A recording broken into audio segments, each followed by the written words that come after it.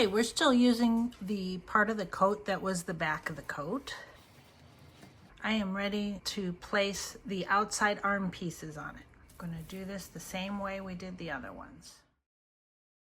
Once again, I'm going to check to make sure the fur looks good on this side before I start cutting.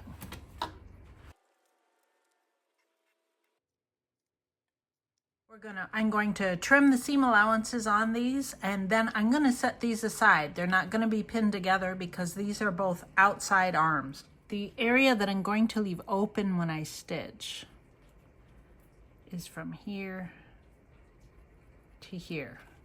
It's a bit of a larger opening than I usually do, but that's because this is a fur bear and fur is a little harder to turn. So between here and here, I'm going to trim about 1/8 of an inch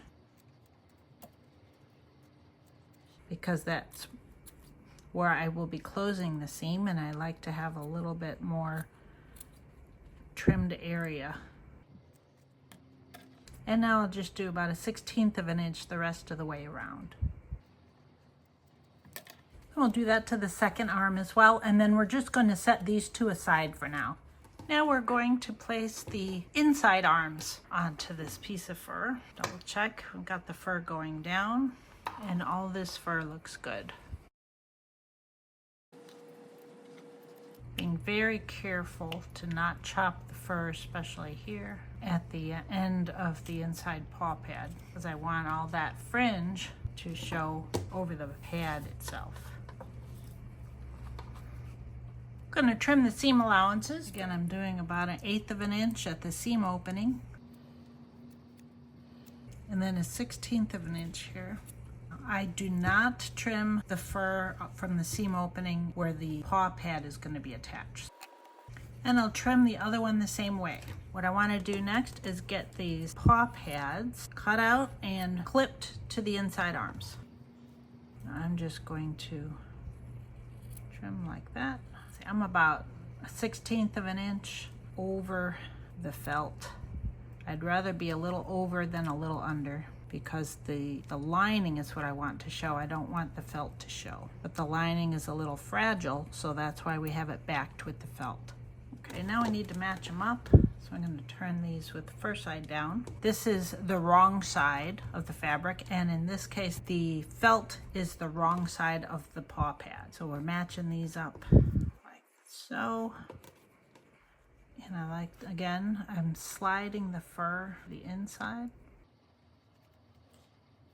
And I'm going to put a clip here on the side to help keep it in place while I'm sewing.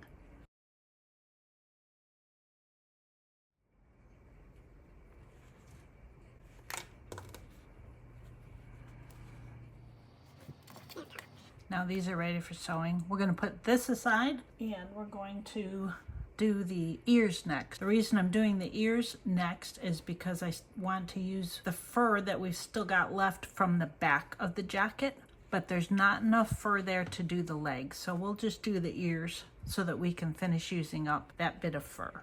As you can see, the arrows have been cut off of the fur. I just added this one to here. But it's not a bad idea if, as you're going, if we can double check fur is going down this way, we'll just flip it over like this and draw an arrow to make sure that you place the pattern pieces correctly with the arrow going in the same direction that the fur is going. So now I'm ready to place the ear pieces. We've got the arrow going down, which you can barely see, but it's there. Go. Now there is a little bit of the seam right here, and since I have the room, I moved the earpiece over so that it's not actually on that seam. I'll actually be cutting right on the other inside of that.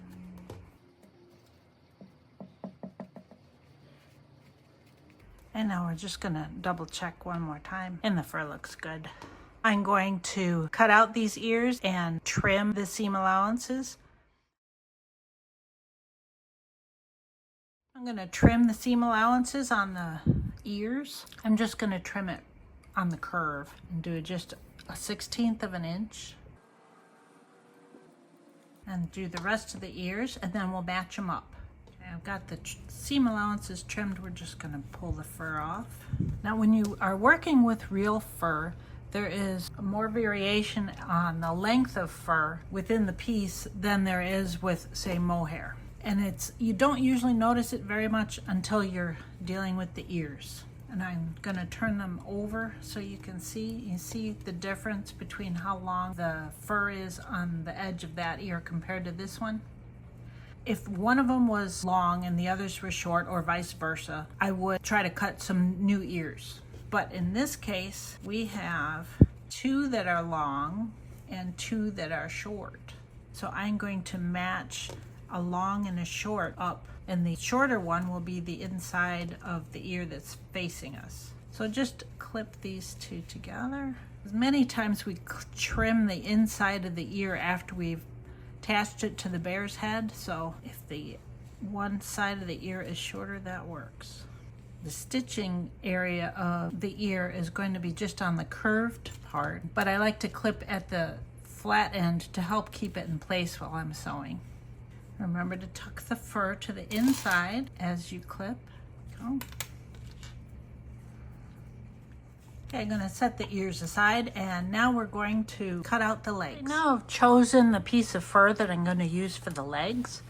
And I've taken a look at the fur side, and it all looks very nice. As I was taking a look at the back side, I noticed there were no holes in it. So it looks like I'll be able to get both leg pieces on this one piece of fur. Up here, it curves a little. If the legs ended up getting up here, then I might not use it for both pieces, for both legs, but it will work just fine. And as you're placing your pattern pieces down, especially with the legs, make sure you have a right leg and a left leg, that the joint markings are on opposite sides for each leg. And then we're going to take a look at this side again. Looks good. Next up is to cut them out. Remember, glide the bottom blade of your scissors underneath so that you don't chop the fur. Here you can see how the coat and the fur varied in length here, but it is kind of wavy, so that'll look nice. Okay, I'm going to cut out the other one. Now we're going to trim the seams. Although this is one piece, and many patterns this would be 2 different leg pieces together, but this particular pattern has the 2 legs already connected, and you just fold them and then clip them and stitch. So we have on this side, the openings are marked here and also here. We're going to start trimming. I don't trim the bottom. That's where the foot pad's going to go, and I don't trim that. But I'm going to start trimming here about 1/16 of an inch until we get up to where the seam opening is going to be. And that's right about there. Oh, a little bit more. Okay, now I'm going to trim about 1/8 of an inch. And then I'll go back to the 1/16 of an inch. And now we're back to the seam opening. It's going to be here. So 1/8 of an inch trimming. Okay, and now back to 1/16 of an inch of trimming. And then get rid of the fur that you just trimmed off. To clip this together is fairly easy. Fold it in half, right sides together so that it's fur to fur. And use your index finger to slide the fur to the inside. Make sure that the curve at the ankle matches up.